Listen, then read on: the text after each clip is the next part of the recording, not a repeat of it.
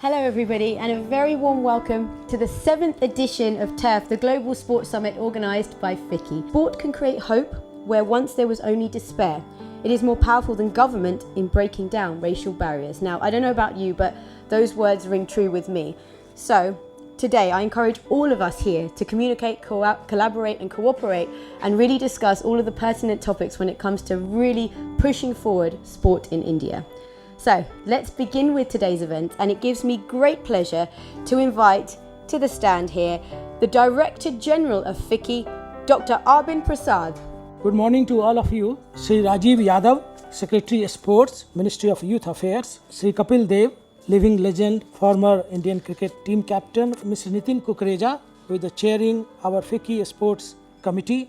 Mr. Bhupesh Kumar, Co-Chairman FICCI Sports Committee. My colleague Rajpal Singh, Director in the FICCI, all the sports persons who are present here, all the officials from the central and state government and Sports Authority of India.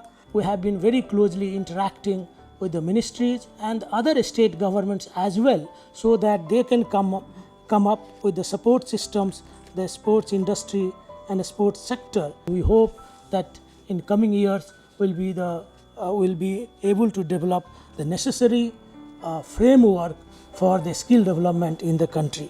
India is getting ready to play. We just need to ensure that we give them the right push. We have examples right in front of us. There is an Australia, there is the US, there is China, and then there is cricket in India. It now gives me great pleasure to welcome to the stage Mr. Kapil Dev, former captain of the Indian cricket team. Thank you very much. Namaskar, good morning. When they say sports have to come as a team. And that team we learn in schools. Throughout in life is education. And that's we done wonderfully well. But we done so well in education, we have a mind to talk about that. Why can't we do it in sports? The sport is going to rise and rise. And therefore, from a $2 billion industry right now in India, it is projected by a very leading consultant who have done recently a study for this. For us, $10 billion within 5 years. It's going to be there. Nobody is going to stop it. We have to increase the catchment area. And I would like to say that Government of Gujarat has done a great, marvelous job in it by organizing Khel Mahakumbh they organize. And it's a great effort at organizing and popularizing sport. If anyone has any questions, please raise your hand. My name is Rupesh Tikku, sir. There is something about sports ground, but again, as you were talking about the funds, I think there is nothing mentioned about the funds for that. All smart cities, I believe, cannot be smart unless they provide for a good stadium and playing facilities to their citizens. I think all these suggestions that have come by way of questions, they are good. I have noted down some of the suggestions here, and we'll certainly like to follow them up. Good morning, everybody. First of all, I'm thrilled to see such an energetic start to our morning session, and thank you for all of you who could make it despite various issues going on in the country in terms of the road blockage. So special thanks to all the participants who are here. In order of no preference, I would like to thank the various speakers who will be here, will be engaged in various thought-provoking sessions. Participants, para-sports persons, my friends from media, representative of national sports federations, representative of state government, and our hero Kapil Dev ji and Secretary Mr. Rajiv Yadav ji coming here and spend a valuable time with us.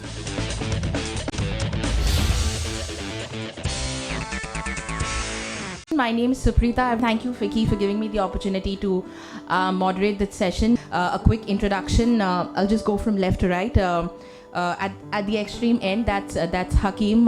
He's been a swimmer for India. We've got Mr. Sanjeev Pradhan from the Gujarat Sports Authority. We've heard many times about the Gujarat Khel Mahakumbh. On my left, of course, is Mr. Rajiv Yadav. On my right is Terry Phelan. He's a football coach. We were talking so much about the plethora of sports leagues in India right now. ISL, the Indian Super League, is one of those successful ones, and he's been part of a successful team, the Kerala Blasters. Thank you so much for joining us. And of course, we've got Mr. Rajpal Singh from FICCI. Our theme for this session is how do we get India to play? We in the media try to do as much as we can in highlighting as many sports as we can. We're often targeted saying you cover only cricket. So we try and do our job, and of course the situation is a lot better than what it used to be many years ago as far as finances are concerned, as far as infrastructure is concerned, and condition of sports persons in India, but we have a very, very, very long way to go. Why don't we start with you, Hakeem? Lots has changed. So to put it very simply, lots has changed since the time I played sport. Now, just the fact that all of us are sitting in this room and discussing on how we can do more didn't happen 15 years back when I swam. Terry in here. The existing infrastructure we already have in India, and it's not too bad in some of the cities. Take us through a couple of things. We talked about PE teachers. PE teachers being the hub for sports in the schools. That's where it does start. Obviously, if athletes need to get better, it's the PE teachers who need to get better with their education. That's the first, that's the must. Because I find a problem now. I go into schools, a lot of schools.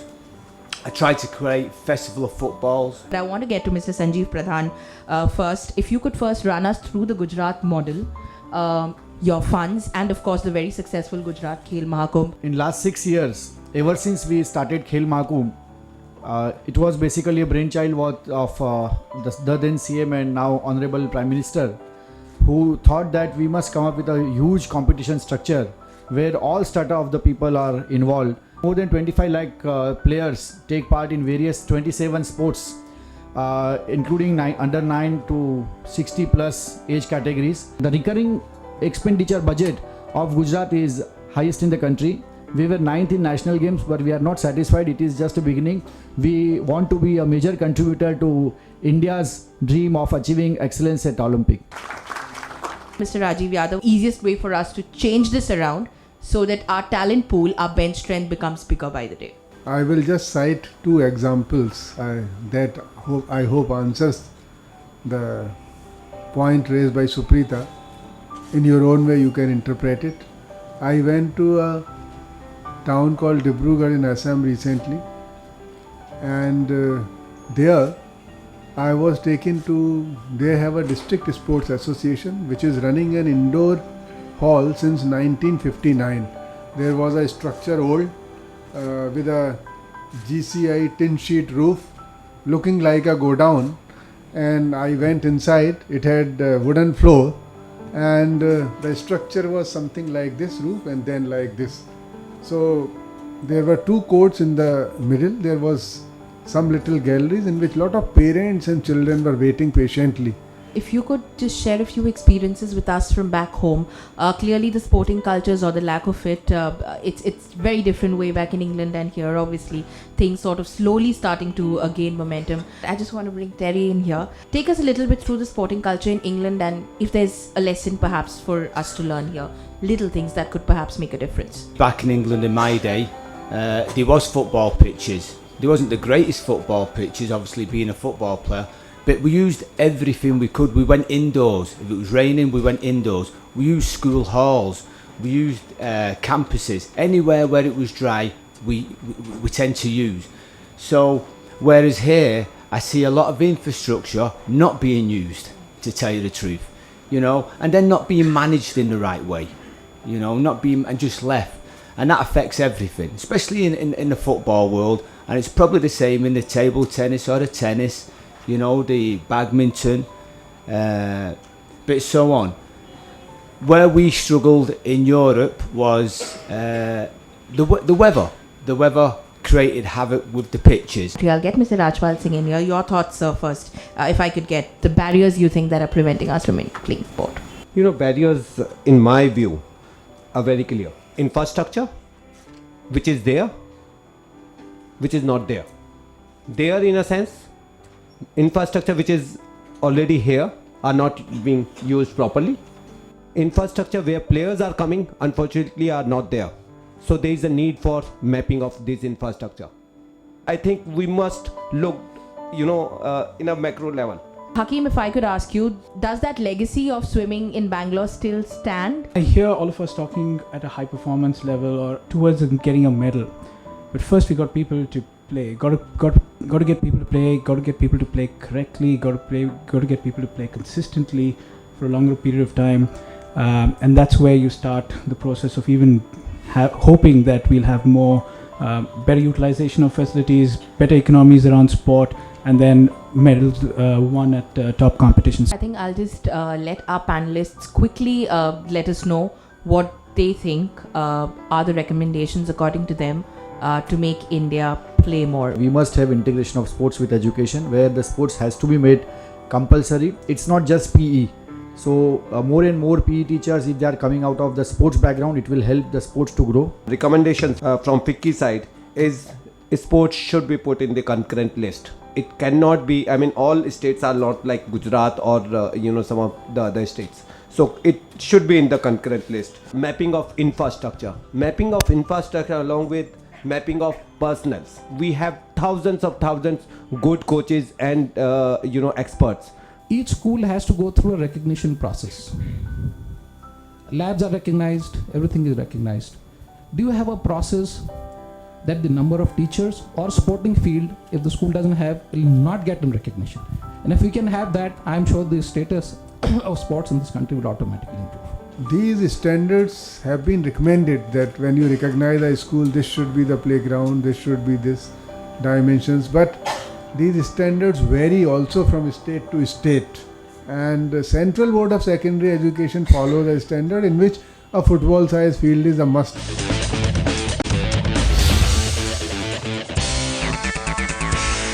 To a real key component, and that is mass participation programs in India. Now, I mentioned at the very beginning that we've seen in India that there is definitely the interest in sport, but it's linking and bridging that gap between interest and participation. Let's first of all, just for the benefit of our audience here, we're talking about mass participation. What do you define as mass participation? I would define mass participation as something where an entire community comes together. It has to be an excitement that percolates through that city, through that society at that point of time.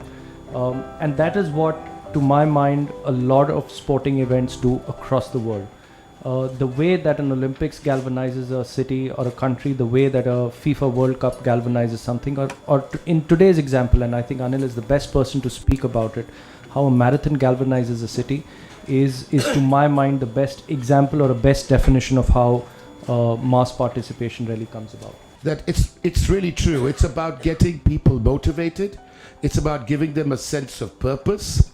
It's about creating pride, and hopefully something good to come out of that. So yes, I think that's exactly the sort of definition of mass participation. We decided to host the single largest marathon in Asia, with live television, helicopters in the air, shutting down the streets of Mumbai.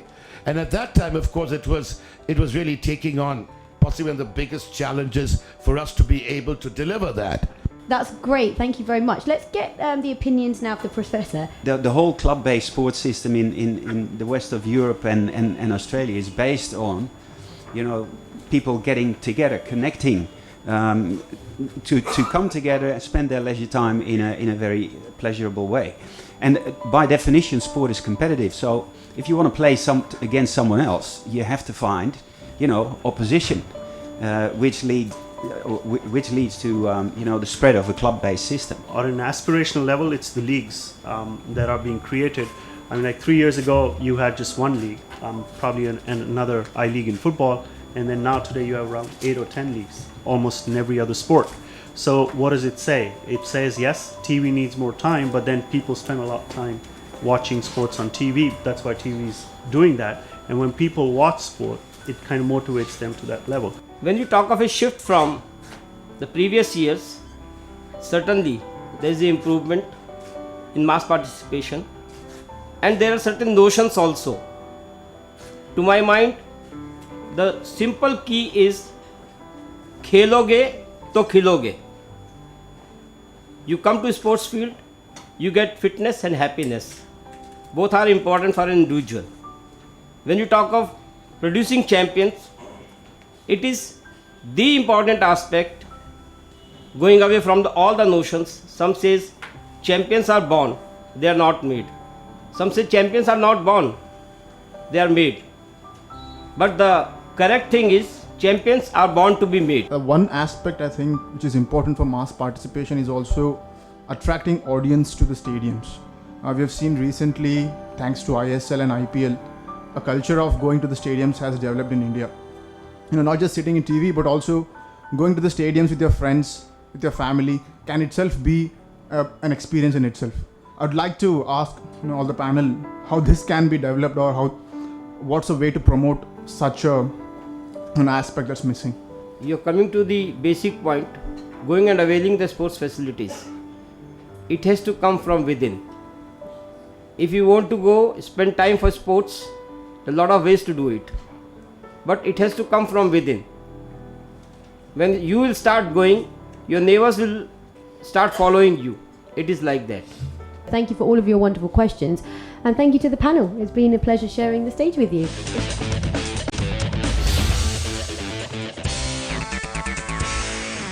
Is infrastructure a barrier? This is a very pertinent thing, because if we talk 20 years down the line, the answer comes to both yes and no. In the sporting genre, it's a very, very pertinent thing. When we talk about infrastructure, there are two aspects to it. People talk in terms of mental infrastructure and physical one. As a kid, when we go to the field and we see the field and there is an infrastructure base for that, we feel like playing. So I will start with Mr. Kapil Mohan, Principal Secretary. What do you think about the current state of infrastructure in the country as of now? I would just like to say that infrastructure, you should look at various axes on the infrastructure, and it's a very broad term. And as far as sports infrastructure is concerned, I look at it from when heading my state's sports department. I look at it as a hard infrastructure, which is stadias, swimming pools, indoor stadias, things like that. It's relatively easier proposition, if I may say so. He has taken very seminal